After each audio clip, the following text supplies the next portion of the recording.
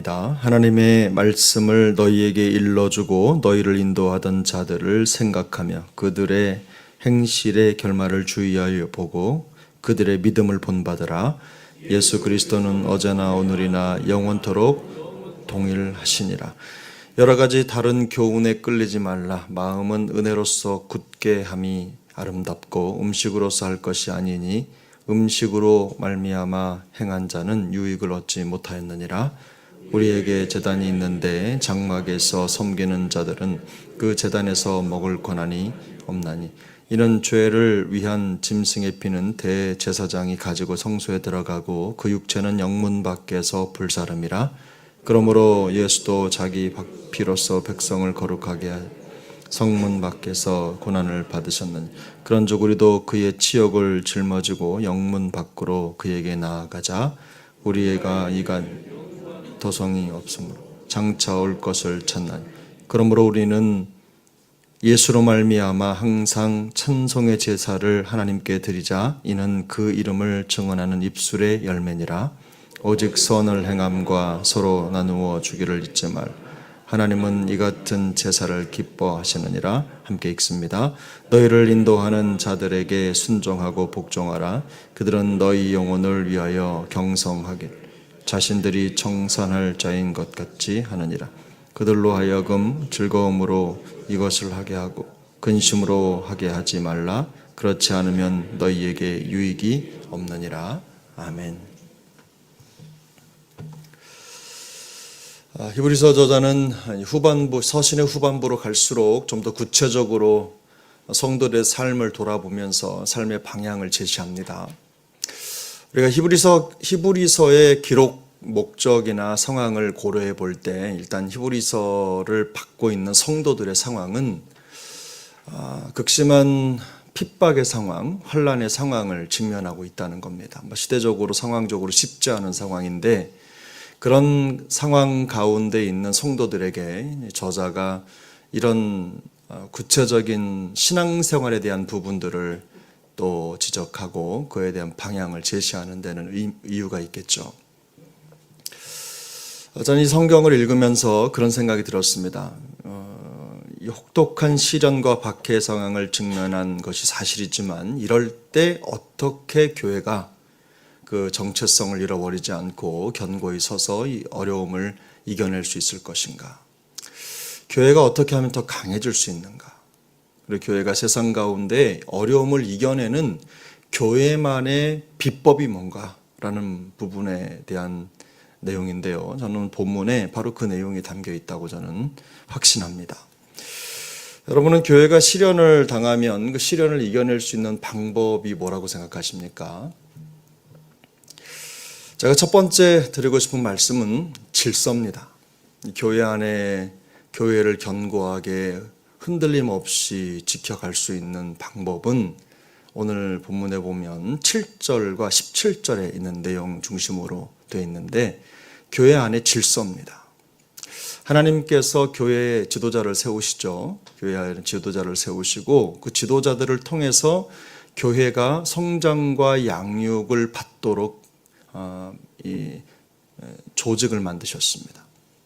그래서 교회가 성장할 수 있는 도구로 하나님이 주신 방법이 뭐냐면 교회 안에 영적인 지도자를 두는 것입니다. 그래서 그들을 통해서 말씀을 듣고 그들을 통해 말씀의 인도를 받고 또 성도들은 그 말씀을 통해서 영적인 혜택을 누리는 거죠. 교회가 흔들리기 시작하면 제일 먼저 지도자, 영적인 지도력이 흔들리죠. 사람들이 그 지도력을 부인하기 시작합니다. 영적인 질서가 깨지는 거죠. 그래서 여기 보면 7절을 한번 보십시오. 하나님이 말씀을 너희에게 일러주고 너희를 인도하던 자들을 생각하며 그들의 행실의 결말을 주의하여 보고 그들의 믿음을 본받으라. 말씀을 전하는 자들이 그 말씀을 지키고 말씀 때문에 시련을 받거나 어려움을 당하면서 그들의 삶의 모든 방향이 하나님의 말씀에 맞춰져 있는 걸 바라보고 너희의 삶의 방향을 잡으라 이런 말입니다. 쉽게 말하면 그래서 하나님께서 교회를 돌보시는 방법은 명확하다. 하나님께서는 당신이 직접 오셔서 우리에게 말씀을 전해주시는 방법을 택하지 않고 누군가 사람을 보내서 말씀을 전하게 하시고 듣게 하시고 성도로 하여금 하나님의 음성을 깨닫게 하는 겁니다. 그래서 교회가 어려운 때 견고하게 흔들림이 없으려면 교회 안에 이런 영적인 질서가 명확해야 된다. 그래서 요즘에 민주화 바람이 교회에도 들어와서 누구나 다 물론 생각을 얘기하는 건 좋습니다. 생각을 얘기하고 또 의사를 개진하고 하는 건 너무너무 좋은데 가만히 보면 요즘엔 질서가 좀 무너졌다는 생각을 많이 하게 됩니다. 각 기관 또 직분자들 그동안 잘 해오던 일들도 어느 순간 리더십이 바뀌거나 또 틈이 생기면 그 틈으로 자꾸만 자기 생각을 주장하는 일이 벌어지는 거죠. 건강하지 못한 모습입니다.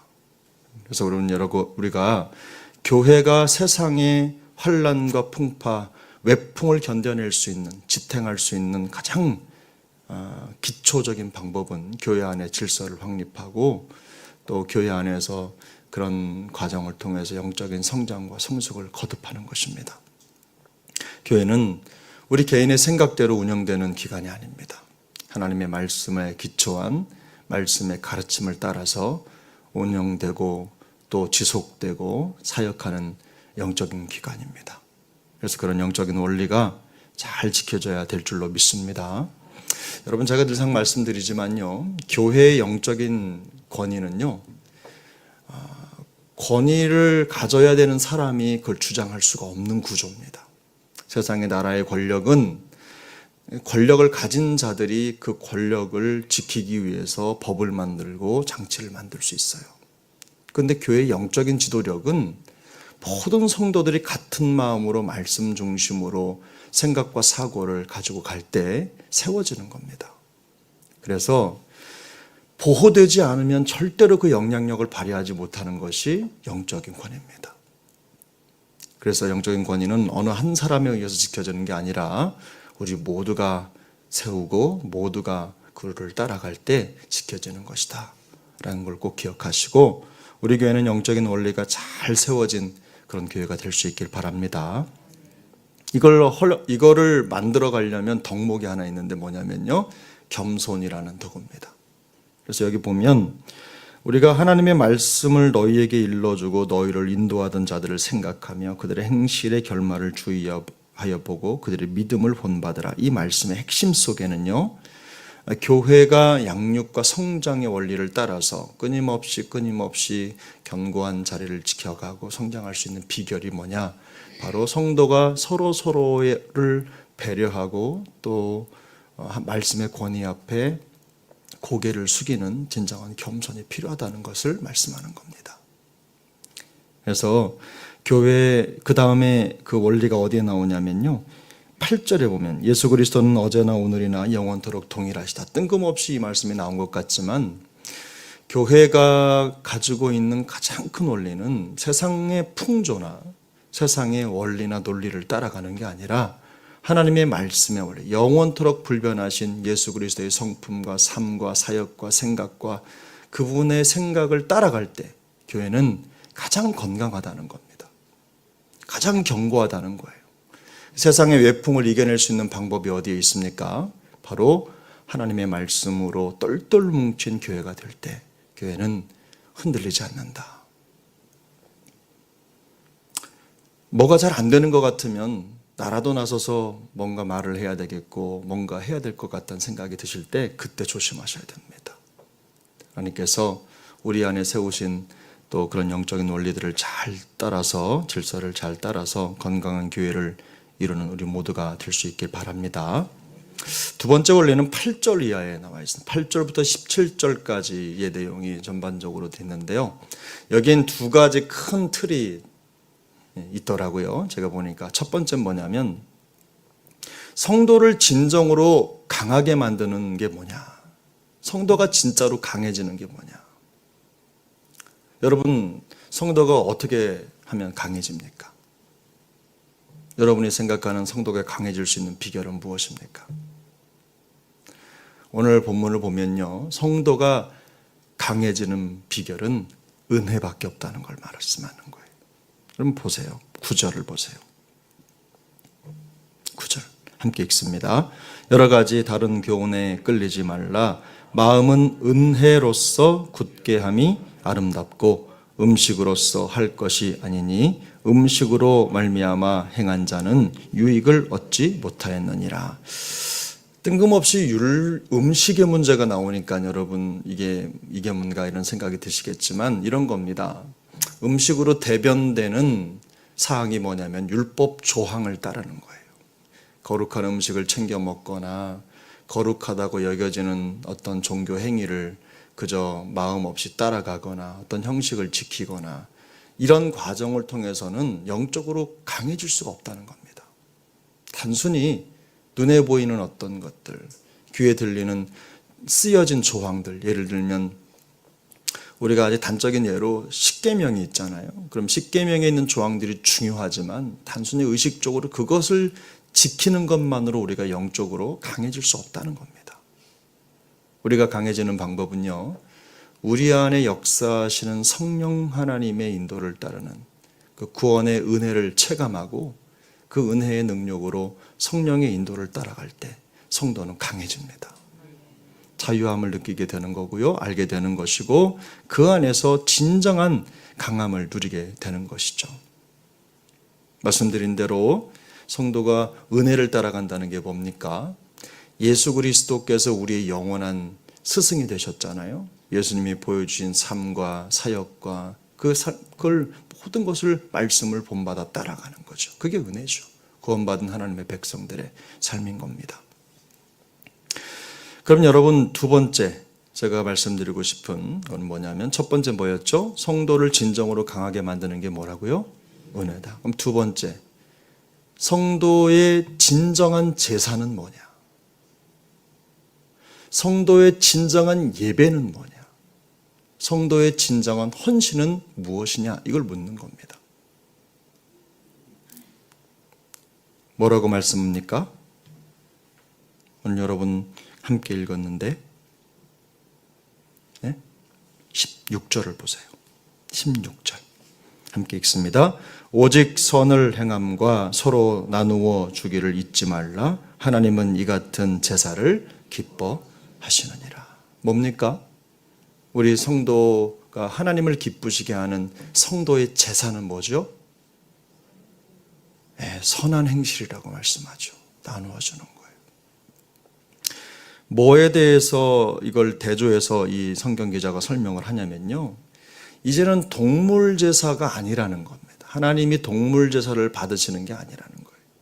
의미 없는 핏부림 그런 게 아니라 너희의 진정한 헌신, 너희의 삶이 제물이 되도록 하라는 겁니다. 그래서 사도 바울은 이 내용을 잘 알고 있었기 때문에 어떻게 하죠?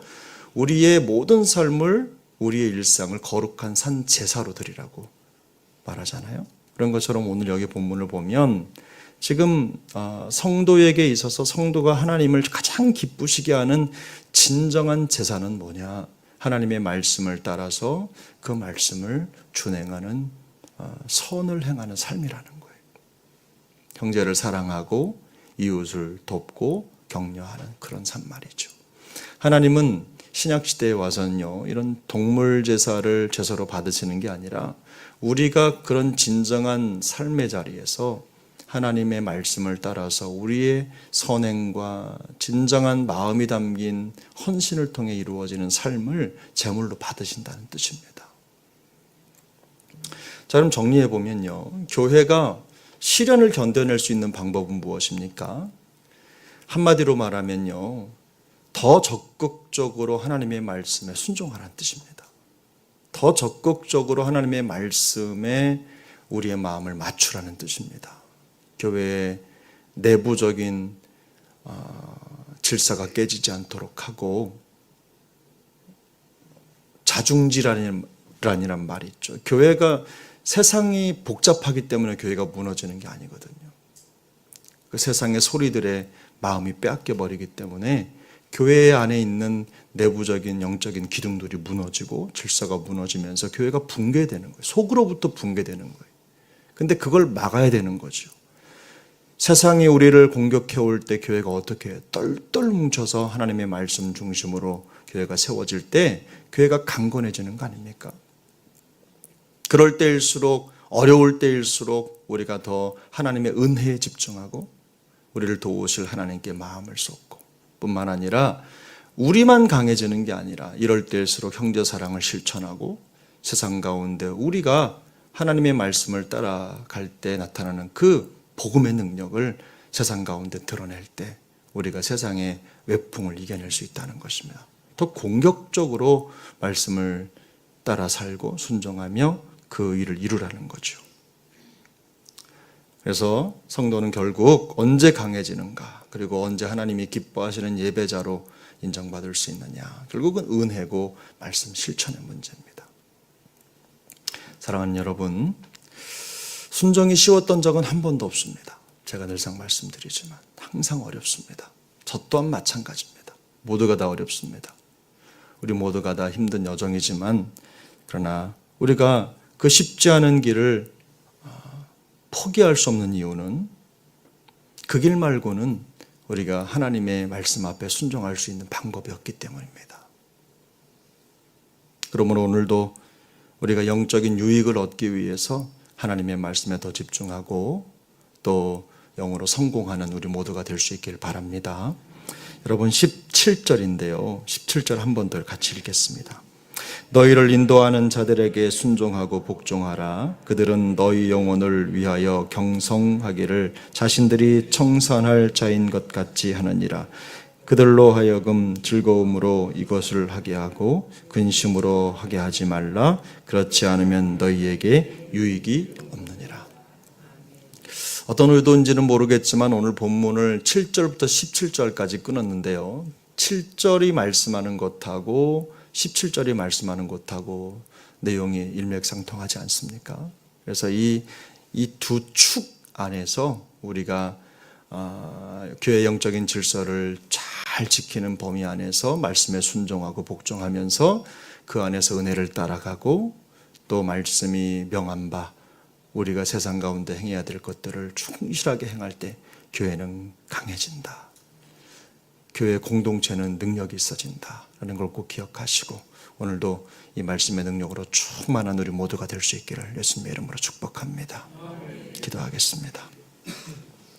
은혜로우신 하나님 아버지, 감사합니다.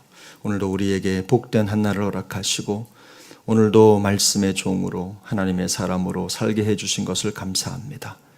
절대로 포기하지 않게 하시고 오늘도 충성된 하나님의 사람으로 있는 자리에서 삶의 현장에서 승리하는 우리 모두가 되게 하여 주옵소서. 예수님의 이름으로 기도합니다. 아멘.